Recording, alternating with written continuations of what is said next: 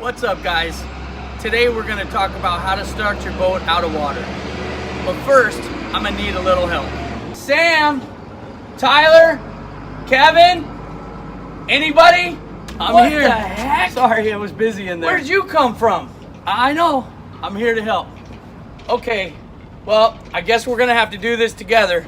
So get up in the boat and let's get this done. All right, while he's getting up in the boat, we're gonna need two things.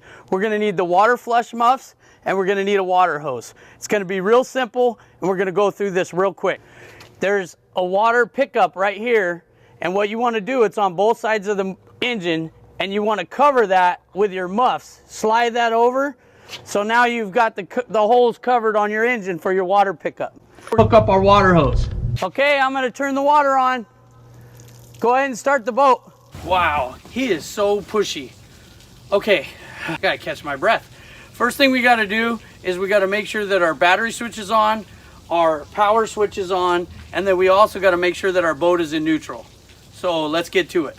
Okay, we got the motor started. Now we gotta find out if it's pumping water. James, is it pumping water? It's all good. We got water. Go ahead and fill it. Now that we got the motor off, we can't forget to disconnect our batteries. Okay, James. Go ahead and turn off the water. Let's shut her down. Now we're going to remove our muffs, and we just slide that right back off. We undo our hose, and then we're going to wrap our hose up, put it away neatly so nobody trips over it. Thanks for watching. I hope this was informative and entertaining. I know it was fun for us. So if you got any comments, please leave them below.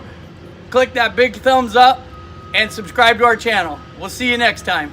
Are you done yet? I gotta get back to work. All right, that's a wrap.